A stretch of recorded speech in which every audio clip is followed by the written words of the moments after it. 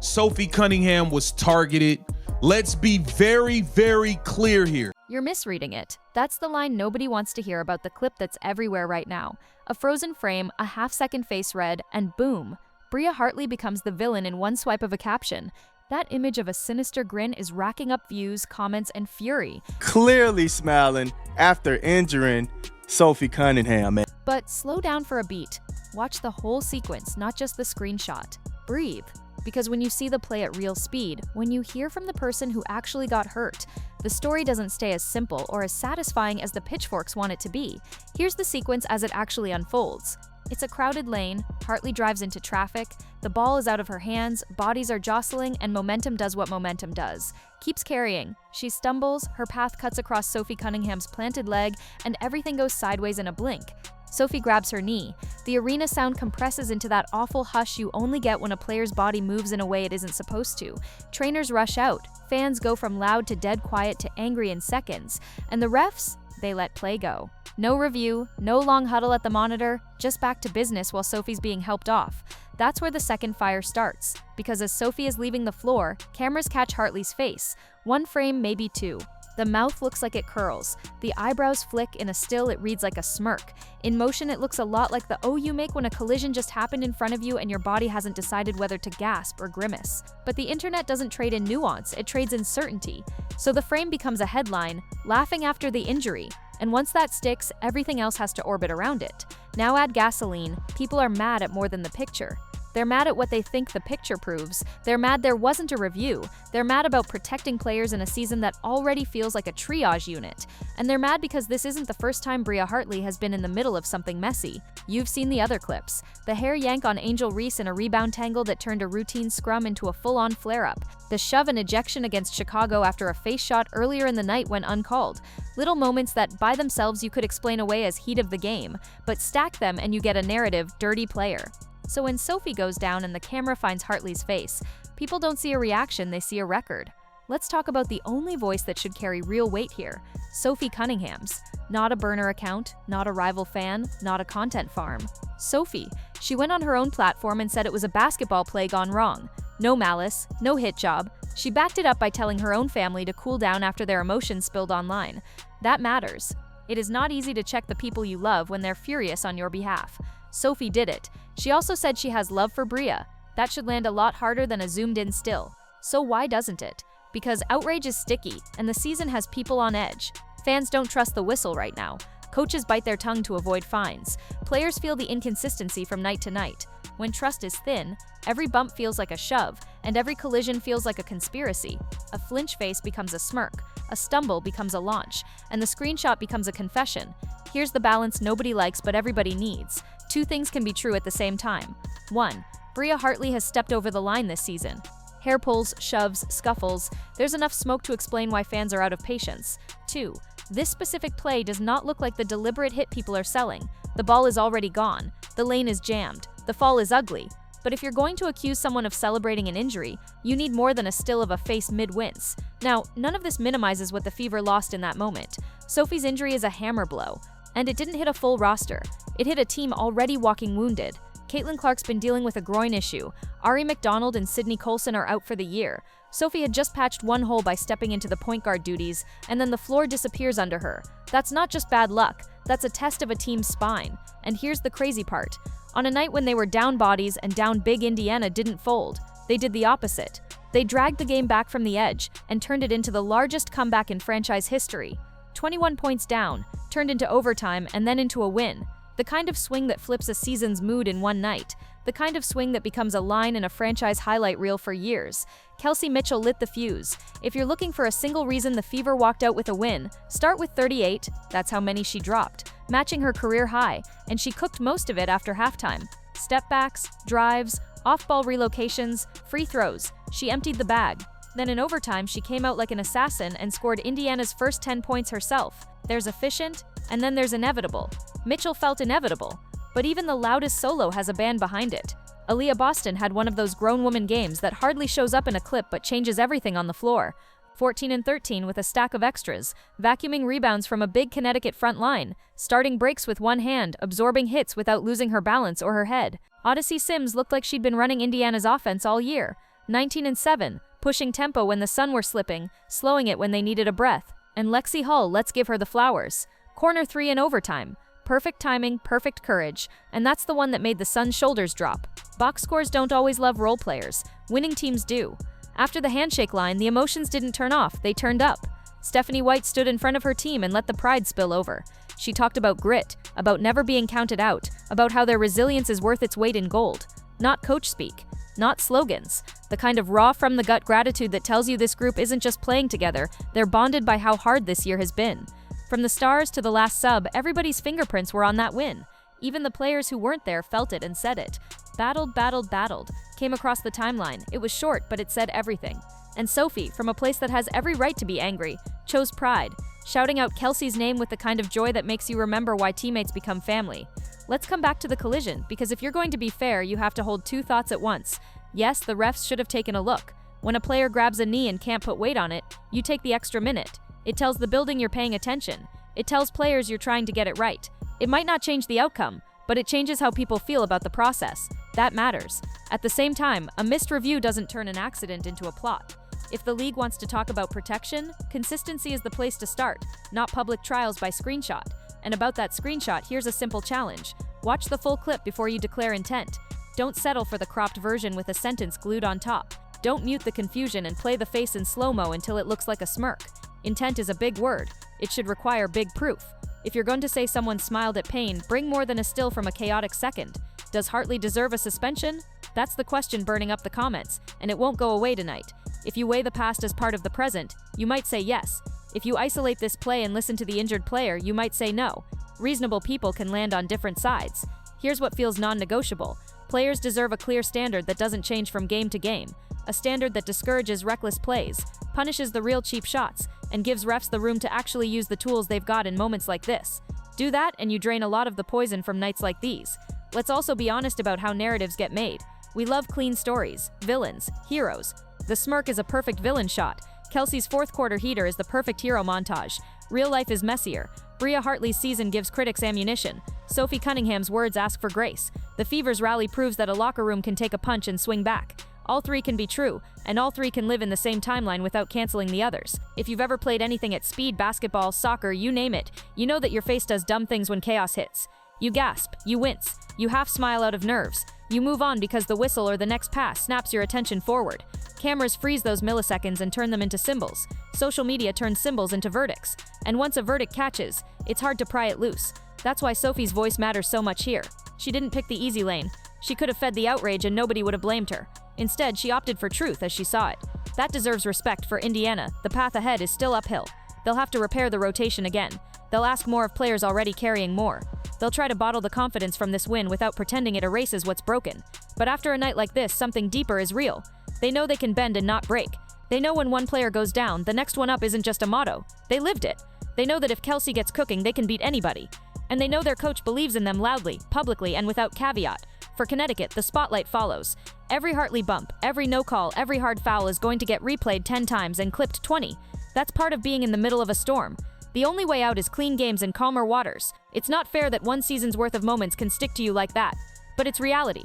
Reputation is a shadow that walks in before you do. The only way to change it is brick by brick. And for the league, this is another memo on the desk.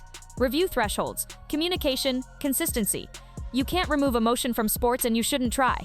But you can give people less to feel suspicious about. If fans trust the process, they're slower to grab torches when a play goes bad. If players trust the whistle, they'll play with edge without playing on edge. That's good for everybody. The athletes, the coaches, the fans in the building, and the ones at home who don't want to watch injury updates more than highlights. So where do we land? With honesty and with a challenge. Honesty? Bria Hartley has earned scrutiny this season.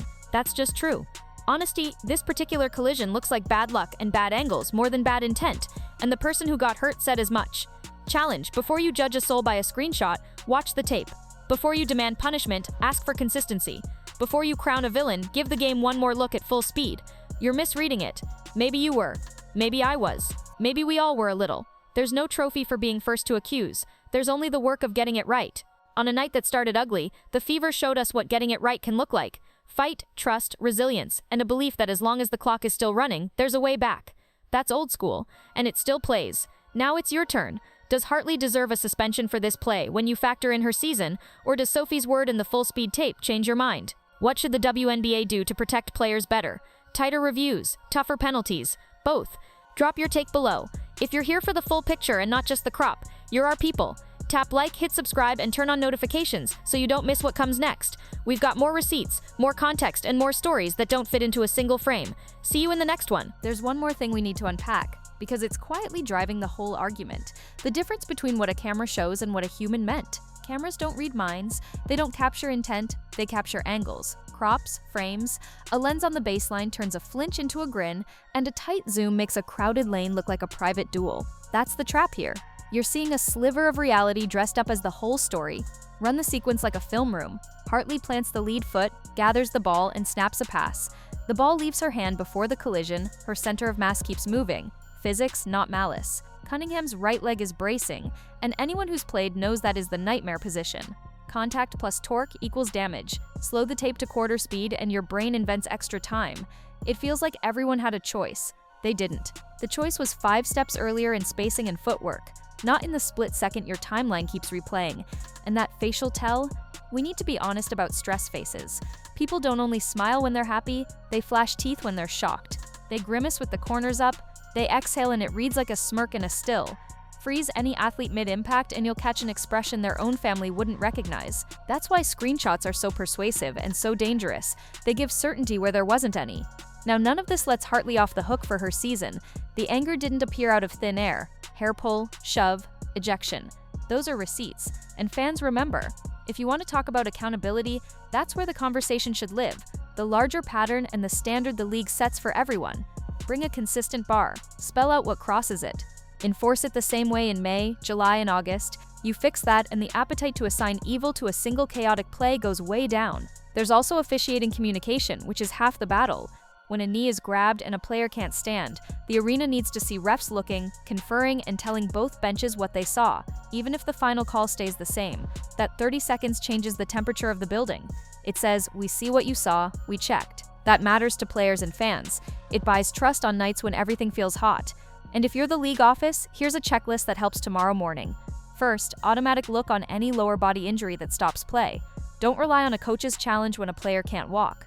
Second, create a simple public report for the handful of most controversial sequences each week. What angles were available, what the standard is, why the decision went the way it did. Third, publish the suspension and fine matrix in language everyone understands. If a hair pull is X, a shove is Y, and a reckless closeout is Z, say it out loud. Fans don't need perfection, they need predictability. Back to the people who lived it. Sophie's voice keeps getting drowned out by the screenshot, and that's upside down. She's the one rehabbing, not us. She's the one saying basketball play, not us. It takes real steel to be the injured party and still ask for grace. And look at what that does inside a locker room. It pulls the team together instead of splitting them into camps. The group takes its cue from the person who paid the price. That's leadership in plain clothes. If you're Hartley, there's a path here too. You can be tough and still be smart about optics. You can own how it looked even if you didn't mean it that way. A line like, "I hate how that moment looked, nobody wants to see a player hurt," costs nothing and buys a lot. Reach out privately, which players often do and fans never see. Dial down the extra chippy stuff for a stretch because fair or not, you're on a shorter leash now. Reputations calcify fast. They soften slow, brick by brick. And let's be fair to the game itself. Basketball at this level is controlled chaos. Bodies fly into small spaces at high speed. Angles change in a breath. The same aggression that wins a 50-50 ball can tip into a foul when one foot slips. That's why process matters so much more than a single verdict. If the process is solid, review thresholds, communication, penalties that match the act, then fans accept hard nights. If the process is fuzzy, you get what we have now. Viral anger filling gaps where clarity should live. What does all of this mean for Indiana? It means the identity they flashed in that comeback can't be a one-night thing. It has to travel. Opponents will test their ball handlers without Sophie. They'll sit on Mitchell's right hand, crowd her space, and dare someone else to beat them. That's where Boston's playmaking from the elbow and Sims' dribble pressure become the steady drumbeat under the scoring. That's where role players have to be loud in small ways. One more box out, one more extra pass that turns a good shot into the corner three you actually want. It also means embracing the ugly win. Pretty is for October highlight packages. August is for getting across the line with tape on the bumper. Indiana just proved they can win that way on the road against a team that loves a fistfight. That's not a small thing. It's a blueprint you can lean on when the legs are gone and the whistle isn't friendly. For Connecticut, the homework is different. Control the edges. Too many of their games this year have invited chaos, then been shocked when chaos bit back. You don't let a wounded opponent hang around. You squeeze possessions, hammer the glass, and remove oxygen from the last 5 minutes. If Indiana learned what they can do when cornered, Connecticut has to relearn how to keep a cornered team from finding daylight. Let's zoom back to the fan lens for a second, because that's where this story is living online. We all love a clean headline, we love the certainty of she smiled, and the justice of suspend her. But sports offer something better than clean, they offer true. True is messier. True says, yes, this player's past buys her less slack. True says, yes, this specific play looks a lot like bad luck. True says the injured player's word gets the front seat, not the crop tool. If we can hold all that at once, we get out of the outrage loop and into actual solutions. There's another piece nobody mentions because it's not viral. How teams metabolize pain, some groups fracture, some groups harden. Indiana hardened. You heard it in the coach's voice. You saw it in the way veterans put a hand on younger players in the huddle. You felt it in the timing of the shots that fell after extra swings, not hero ball heaves. That's culture. It's quiet until a night like this, and then it's the loudest thing in the building. And for all the noise, the most lasting image from this game won't be the frame of a face. It'll be the scoreboard when the horn sounded. It'll be Mitchell walking off drenched, Boston chest bumping, Sims grinning like she's been here for years, and the bench losing its mind after Hull's corner 3. That's the photo you pin to the wall, because that's the part you can reproduce. Effort, poise, belief. Will the league make a call on Hartley? Probably. Should they? On the season, you can argue yes. On this play, you can argue no.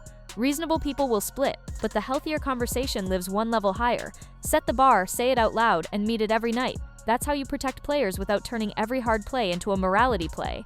So if you're still here, and if you are, you're our kind of viewer, take this with you. Watch the full clip before you judge the person. Listen to the injured player before you write the caption. Demand better process before you demand blood.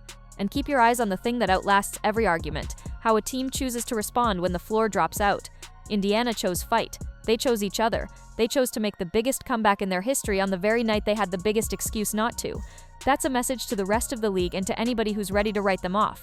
You can doubt their roster, you can question their ceiling. What you can't do anymore is question their spine. Now tell me where you land, because your take is part of this story. If you're calling for a suspension, say why. If Sophie's word changed your mind, say that too. If you've got a fix for the review mess, drop it. Hit like, sub, and ring the bell if you want more full context breakdowns and fewer cropped conclusions. We don't just chase the headline here, we chase the whole truth, even when it's messy, especially when it's messy.